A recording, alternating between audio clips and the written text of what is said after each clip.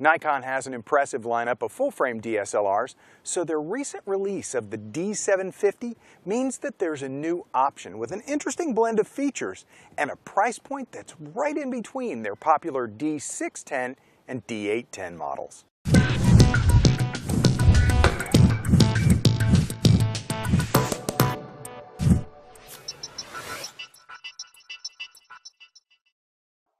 Hi, I'm Larry Becker.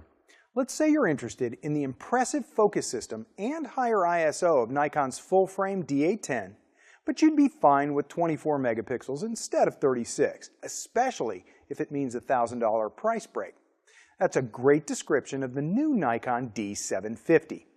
This is Nikon's newest full-frame camera, and its feature set puts it squarely between the two cameras I mentioned, the D610 and the D810.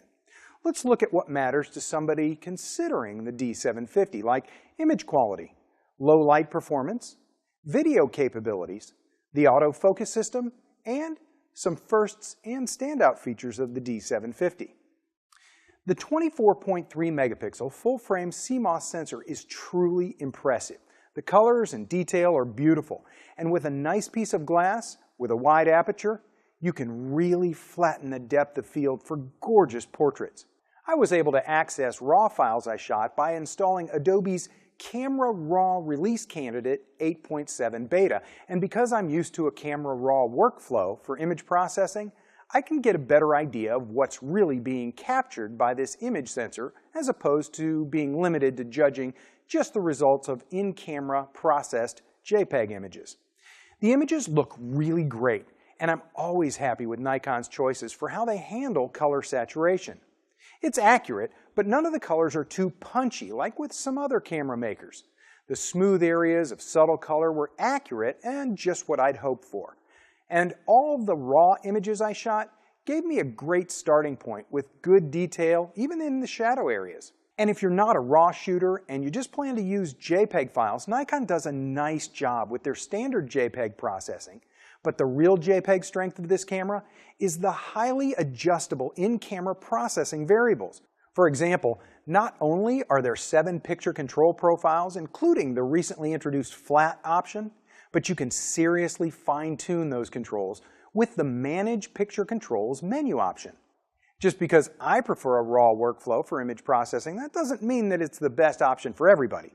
I can imagine photographers, especially those who shoot in the same kind of lighting on a regular basis, who'd prefer to spend a little time testing and then optimizing the in-camera processing so they can speed up their regular workflow after the shoot.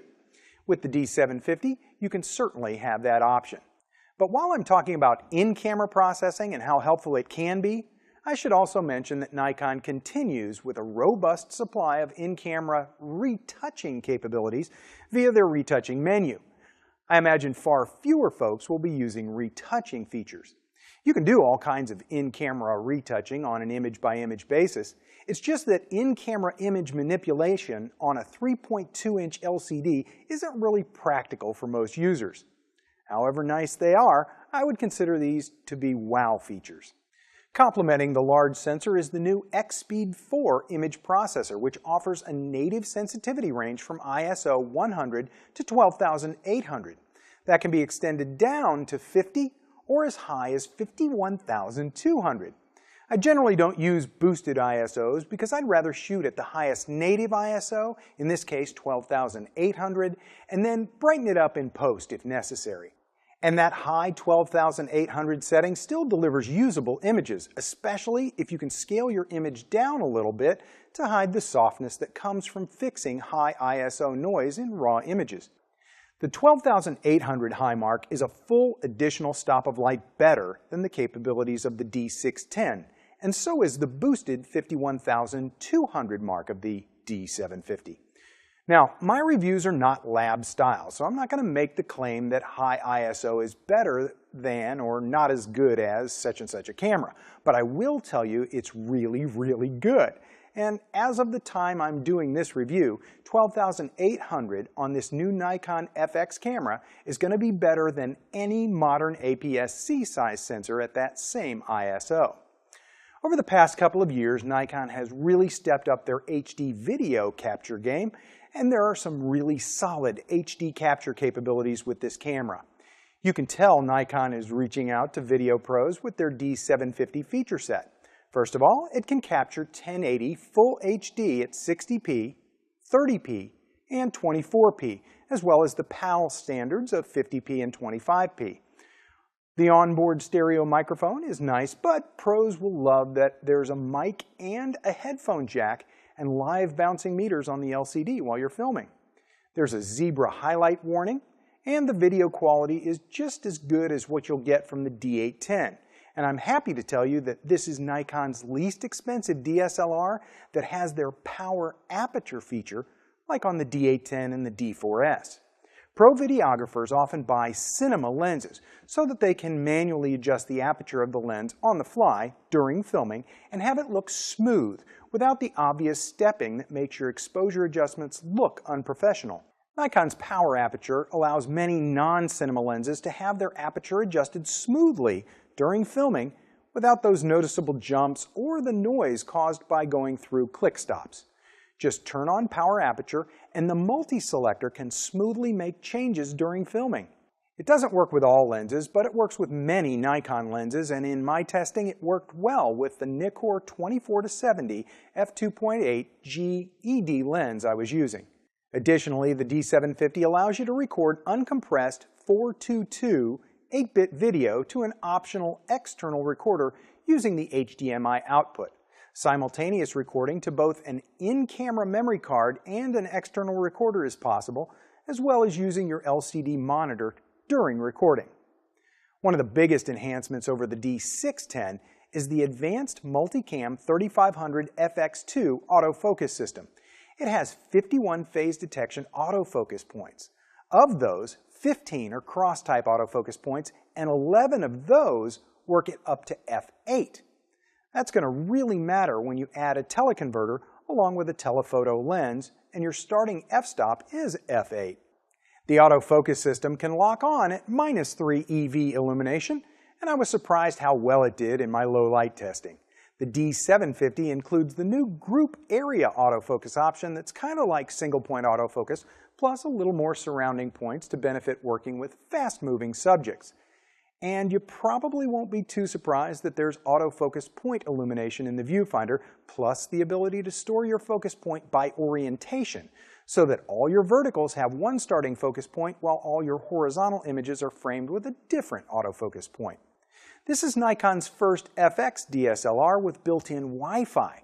You can use it to copy images from your camera to your Android or iOS smart device using Nikon's free wireless mobile utility app. And you can use that same app to turn on Remote Live View, where you can focus and snap pictures from your mobile device as well. You won't be able to make remote adjustments to the aperture or ISO or shutter speed like you can with some cameras with built-in Wi-Fi. I tested it with my iPad, and remote focus and shutter was fast, accurate, and the connection was incredibly easy to set up. Then, if you want GPS, that's an optional add-on. Now, so far I've mentioned that the D750 has a 3.2-inch LCD, but it's Nikon's first FX format DSLR with a tilting LCD. It tilts flat to 90 degrees for viewing from above and nearly flat for viewing from below. And the travel and hinges of this LCD feel very sturdy, like you'd expect with a pro camera. The burst image capture is rated at 6.5 frames a second. And with a Class 10 SD card, I was able to shoot 27 of the best quality, least compressed, highest resolution JPEGs before the buffer slowed me down, and then I got 16 full-frame RAW images. Of course, stepping down the resolution or compression quality will let you capture even more. And in my testing, I was really happy how consistent and accurate the autofocus lock was during that burst shooting. Speaking of multiple shots, there's a built-in time-lapse function with exposure smoothing for a more consistent look from shot to shot, and there's a multiple exposure option. But I was a bit disappointed that the limit is 3 shots per multiple exposure. On the other hand, if you want maximum control over your HDR images, which you post-process yourself in your computer, not using the built-in HDR capabilities, you'll love the fact that you can capture up to 9 images in a bracketed set. The D750 has dual SD card slots, and one of my favorite memory card features with every Nikon DSLR I've ever used, a simple, no menu needed, 2-button card formatting function. The D750 has a built-in pop-up flash that allows you to control it manually or adjust flash exposure compensation while taking advantage of Nikon's ITTL. And that same pop-up flash can be used as a commander to control off-camera CLS-compatible Nikon speedlights in ITTL groups. I like the locking shutter release mode dial and shooting mode dial, and advanced shooters will like that the mode dial has U1 and U2 positions, so you can pre-program your favorite exposure settings and jump right to them. With all the powerful performance features packed into this 24.3 megapixel FX camera, it seems like the only thing some pros might still want is a camera body that has a vertical battery grip with vertical shooting controls. No problem. Nikon makes the optional MB D16 vertical battery grip for the D750. Nikon's D750 is definitely a pro camera, but with enough comfort features to help novices along the way too. And that big, beautiful image sensor and host of video features at a sub $2,500 price point will sure be attracting an audience. For B&H and Kelby One, I'm Larry Becker. Thanks for watching. Whether you're a hobbyist or a professional, B&H has the answers to your questions. Experience a world of technology at our New York City Superstore. Connect with us online or give us a call. Our staff of experts is happy to help. Scott Kelby here, and welcome to this quick tour of our online training. We have hundreds of online classes for you, covering everything from lighting to landscape photography. From portrait photography to sports, we have classes on wedding, automotive photography, shooting, food, fashion, travel, you name it. The most incredible part of this is the price.